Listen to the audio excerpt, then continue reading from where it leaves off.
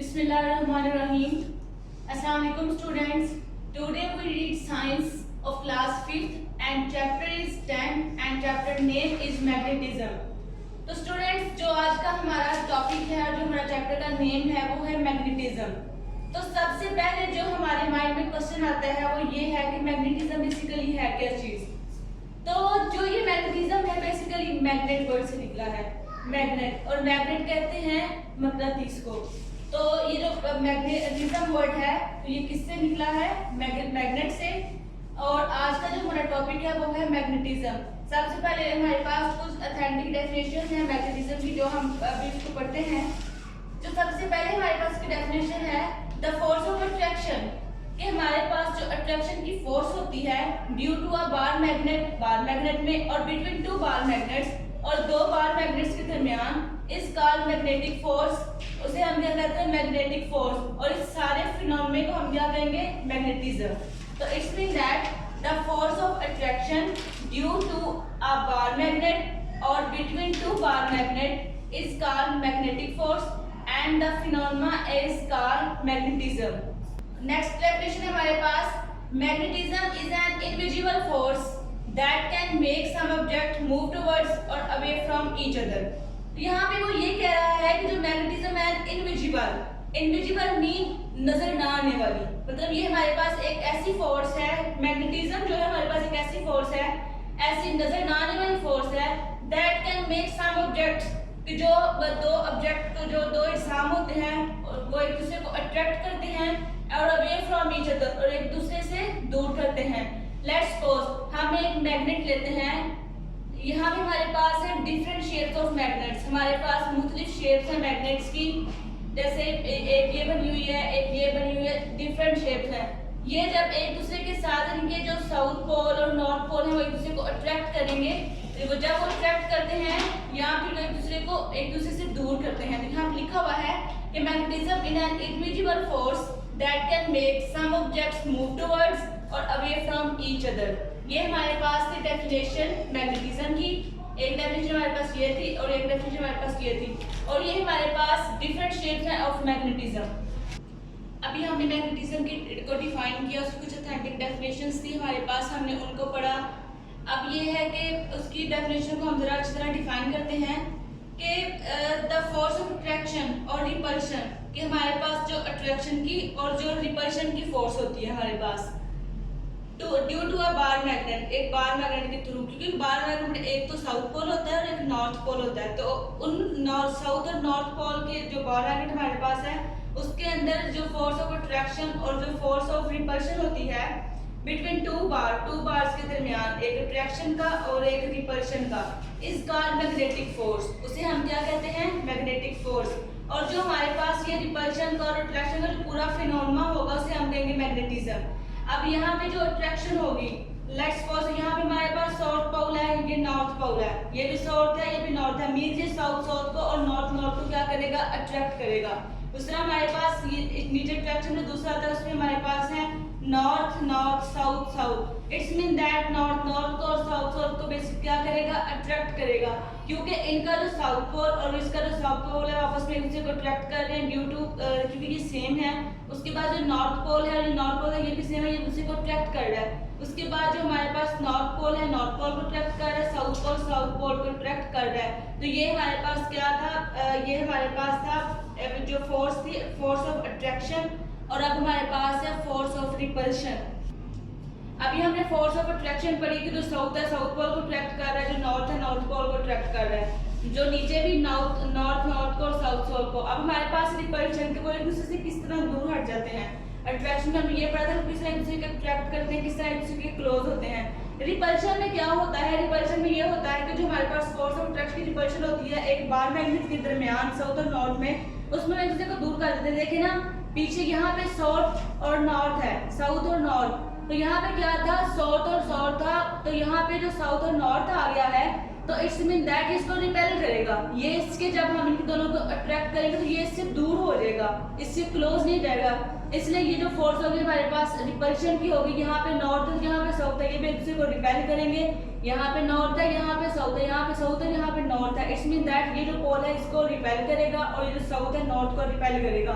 तो यहाँ पे ये छोटे से हमारे पास एक चीज जो हमारे पास आइडेंटिफाई होती है कि ये जो हमारे पास अट्रैक्शन और रिपल्शन होती है ये एक फोर्स है, और हमारे पाते ये जो किसी को अट्रैक्ट करते हैं, किसी को रिपेल करते हैं, तो ये हमारे पास जो होता है मैग्नेटिक फोर्स की वजह से होता है।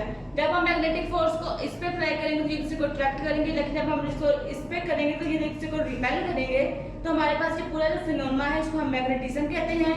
तो it's mean that the force of attraction और repulsion due to a bar magnet is called magnetic force, and ये जो हमारे पास टोटल फिनोमेना होगा इसे हम कहेंगे मैग्नेटिज्म। अभी हमने अट्रैक्शन और रिपल्शन के जो फोर्स है उसके बारे में पढ़ा, किस तरह साउथ नॉर्थ पोल को नॉर्थ साउथ पोल को अट्रैक्ट करता है और किस तरह उसे को रिपेल करता है। उससे पहले हमने पढ़ा था कि मैग्नेटिज्म क्या है। मैग्नेटिज्म एक ऐसी फोर्स होती है जिसे हम देख नहीं सकते, बस हम लोग उसको महसूस कर सकते हैं, हम देख सकते हैं कि वो हो रहा है। उसके बाद जो हमारा टॉपिक है वो है मैग्नेटिक मटेरियल्स और नॉन मैग्नेटिक मटेरियल्स। तो मैग्नेटिक मटेरियल्स वो होते हैं जो metals that are attracted by magnets, ये जो मैग्नेट के साथ अट्रैक्ट करते हैं वो हमारे पास कहलाते हैं मैग्नेटिक मटेरियल्स, मींस जिसके अंदर से मैग्नेट गुजर सकता है। उसके बाद है नॉन मैग्नेटिक मटेरियल्स। तो नॉट अट्रैक्ट बाय मैग्नेट्स के वो मटेरियल होते हैं जो मैग्नेटिक के साथ अट्रैक्ट नहीं करते, वो हमारे पास क्या होते हैं non magnetic materials. Non magnetic materials हमारे पास कॉपर और एल्युमिनियम है।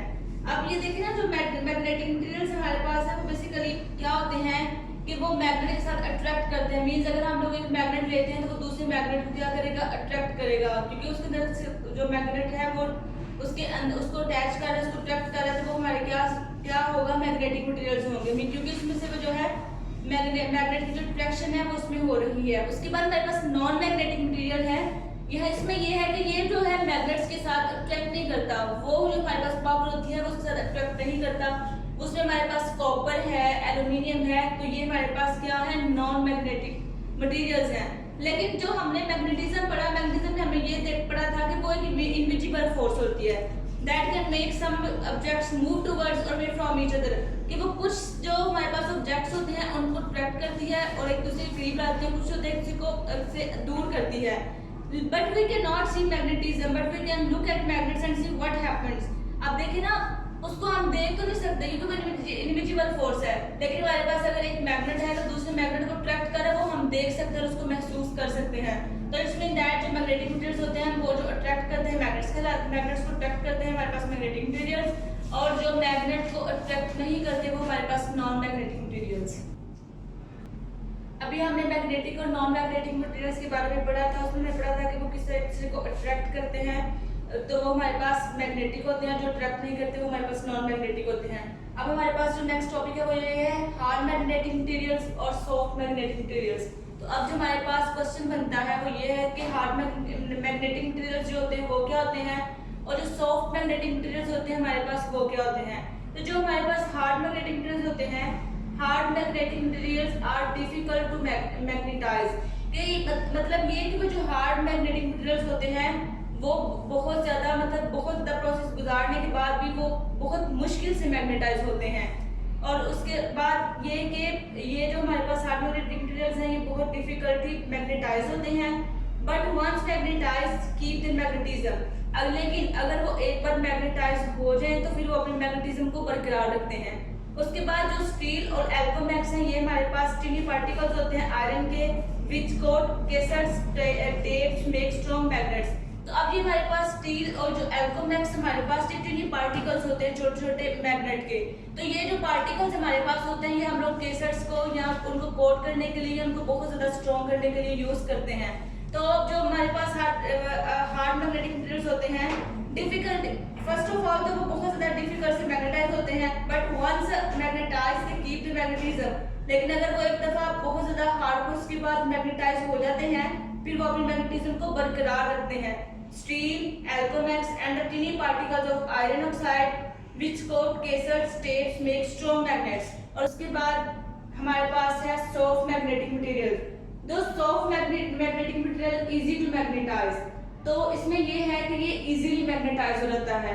हार्ड मैग्नेटिक मटेरियल में क्या था कि डिफिकल्ट टू मैग्नेटाइज, कि बहुत डिफिकल्टी मैग्नेटाइज होता है, लेकिन सॉफ्ट मैग्नेटिक मटेरियल बेसिकली वो सॉफ्ट होते हैं तो वो बहुत जल्दी मैग्नेटाइज हो जाते हैं। उसके बाद हमने पढ़ा था but lose the magnetism quickly, लेकिन वो अपना मैग्नेटिज्म जो है वो बहुत तेजी से खो देते हैं, उसको लूज कर देते हैं। Instead of hard magnetic materials, hard magnetic materials में हमें ये पढ़ा था अगर वो एक दफा मैग्नेटाइज हो जाए तो वो अपनी मैग्नेटिज्म को बरकरार रखते हैं। बट सॉफ्ट मैग्नेटिक मटेरियल में ऐसा नहीं होता। फर्स्ट ऑफ ऑल तो वो बहुत जल्दी से मैग्नेटाइज हो जाते हैं, और इसी तरह लूज मैग्नेटिज्म क्विकली, और वो जो अपनी मैग्नेटिज्म होती है उसको बहुत तेजी से खो देते हैं। उसके बाद iron and copper wire are used to make electromagnetism. हमने देखा होगा कि हमारे पास जितनी भी ये जो वायर होती है वो आयरन और कॉपर की बनी होती हैं, तो उससे क्या होता है इलेक्ट्रोमैग्नेटिज्म मैग्नेट्स बनाने को यूज होती हैं। उसके बाद हमने देखा था कि they produce strong magnetic fields, और ये बहुत स्ट्रॉन्ग जो इनके पास मैग्नेटिज्म होती है उसको प्रोड्यूस करते हैं। But they lose their magnetism as soon as the current is switched off. लेकिन जैसे ही हमने उसको बंद करते हैं मैग्नेट को, तो क्या होता है उसकी जैसे वो स्विच ऑफ होती है उसके अंदर से करंट जो है वो मैग्नेटाइज हो जाता है। तो इट्स मीन दैट कि उसके अंदर जो मैग्नेटिज्म होती है वो जल्दी से क्विकली उसको लूज कर देता है instead of hard magnetic material. तो हमने पढ़ा कि हार्ड मैग्नेटिक मटेरियल में क्या होता है कि वो बहुत मुश्किल से मैग्नेटाइज होते हैं instead of soft magnetic materials, क्योंकि ये इजीली मैग्नेटाइज हो जाते हैं। उनमें स्टील और एल्कोमेस के छोटे पार्टिकल्स होते हैं जो केसेट्स वगैरह कोडों में इस्तेमाल होते हैं। इसलिए आयरन और कॉपर की वायर्स बनी होती हैं, क्योंकि जो आयरन और कॉपर की वायर्स में जब तक इसमें से करंट गुजरता है तो ये मैग्नेटाइज करते हैं, लेकिन जैसे ही करंट को हम स्टॉप करते हैं तो ये अपना मैग्नेटिज्म तेजी से खो देती हैं। तो डियर स्टूडेंट्स, आज हमने मैग्नेटिज्म पढ़ा। मैग्नेटिज्म मटेरियल में हमने क्या पढ़ा? सबसे पहले हमने पढ़ा कि मैग्नेटिज्म बेसिकली क्या होता है। इसमें हमने पढ़ा कि जो मैग्नेटिज्म होता है वो मैग्नेट वर्ड से निकला है, मैग्नेट वर्ड से निकला है, और मैग्नेटिज्म एक इनविजिबल फोर्स होती है। उसके बाद हमने पढ़ा कि मैग्नेटिक और नॉन मैग्नेटिक मटेरियल्स क्या होते हैं। उसके बाद हमने पढ़ा कि hard magnetic soft magnetic materials क्या होते हैं। उसके बाद हमने पढ़ा कि उनमें अट्रैक्शन और रिपल्शन का क्या क्या सीन होता है, वो किस तरह एक दूसरे को अट्रैक्ट करते हैं, वो किस तरह एक दूसरे को रिपेल करते हैं। तो आप लोगों का जो चैप्टर नंबर 10 है मैग्नेटिज्म, उसका पेज नंबर जो 94 है उसमें आपका जो क्वेश्चन नंबर ए है उसमें what is magnetism, what is magnetic force, what is magnetic field, जो तीनों क्वेश्चन है आपके उसमें क्लियर हो जाएंगे। तो स्टूडेंट्स, आपने क्या करना है, इन तीनों क्वेश्चंस को कॉपी पे राइट करना है और उसको लर्न करना है। उससे पहले आप लोगों ने इस वीडियो को अच्छी तरह देख लेना है, और उसके बाद आपने तमाम क्वेश्चंस को अच्छी तरह याद करना है और उनको राइट करना है। Thank you.